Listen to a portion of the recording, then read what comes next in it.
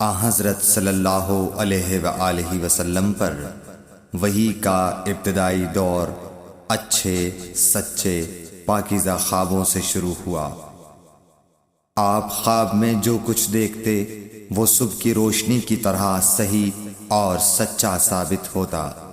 پھر من جانب قدرت آپ تنہائی پسند ہو گئے اور آپ نے غار حرا میں خلوت نشینی اختیار فرمائی اور کئی دن اور رات وہاں مسلسل عبادت اور یاد الہی و ذکر میں مشغول رہنے لگے۔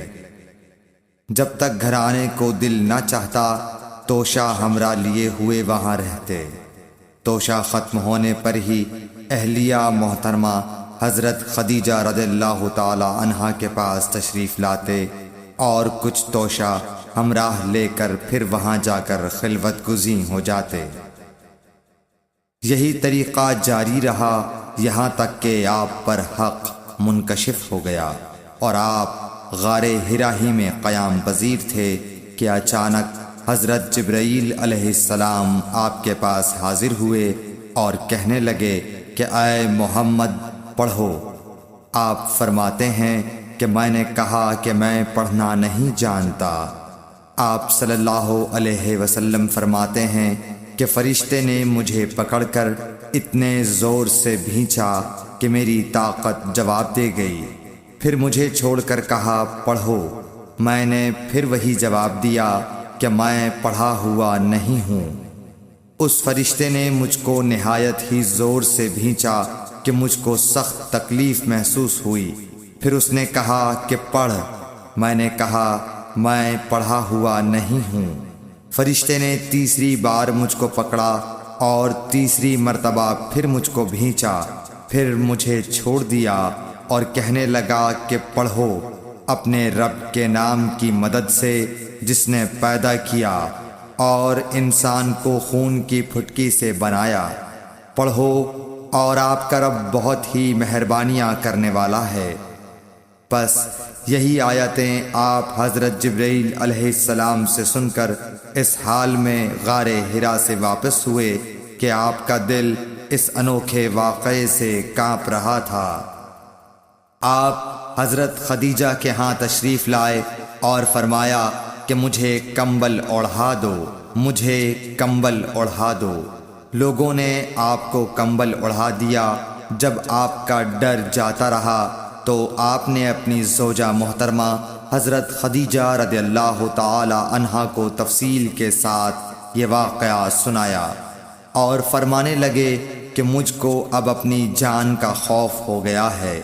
آپ کی اہلیہ محترمہ حضرت خدیجہ رضی اللہ تعالی عنہا نے آپ کی ڈھارس بندھائی اور کہا کہ آپ کا خیال صحیح نہیں ہے۔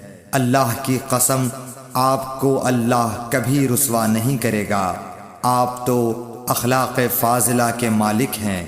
آپ تو کنبہ پرور ہیں، بے کسوں کا بوجھ اپنے سر پر رکھتے ہیں، مفلسوں کے لیے آپ کماتے ہیں، مہمان نوازی میں آپ بے مثال ہیں اور مشکل وقت میں آپ امر حق کا ساتھ دیتے ہیں۔ ایسے اوصاف حسنہ والا انسان یوں بے وقت ذلت و خواری کی موت نہیں پا سکتا۔ پھر مزید تسلی کے لیے حضرت خدیجہ رضی اللہ تعالی عنہا آپ کو ورقہ بن نوفل کے پاس لے گئیں جو ان کے چچا زاد بھائی تھے اور زمانہ جاہلیت میں نصرانی مذہب اختیار کر چکے تھے اور عبرانی زبان کے کاتب تھے۔ چنانچہ انجیل کو بھی حسب منشائے خداوندی عبرانی زبان میں لکھا کرتے تھے۔ انجیل سریانی زبان میں نازل ہوئی تھی، پھر اس کا ترجمہ عبرانی زبان میں ہوا۔ ورقہ اسی کو لکھتے تھے۔ وہ بہت بوڑھے ہو گئے تھے، یہاں تک کہ ان کی بینائی بھی رخصت ہو چکی تھی۔ حضرت خدیجہ رضی اللہ تعالی عنہا نے ان کے سامنے آپ کے حالات بیان کیے اور کہا کہ اے چچا زاد بھائی، اپنے بھتیجے محمد صلی اللہ علیہ وسلم کی زبانی ذرا ان کی کیفیت سن لیجئے۔ وہ بولے کہ بھتیجے آپ نے جو کچھ دیکھا ہے اس کی تفصیل سناؤ۔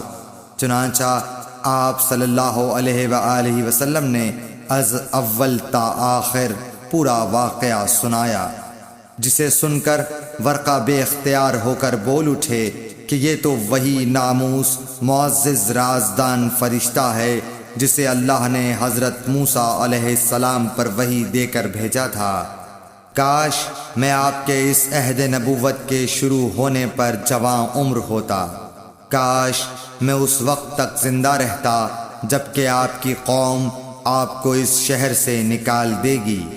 رسول کریم صلی اللہ علیہ وآلہ وسلم نے یہ سن کر تعجب سے پوچھا کہ کیا وہ لوگ مجھ کو نکال دیں گے، حالانکہ میں تو ان میں صادق و امین و مقبول ہوں؟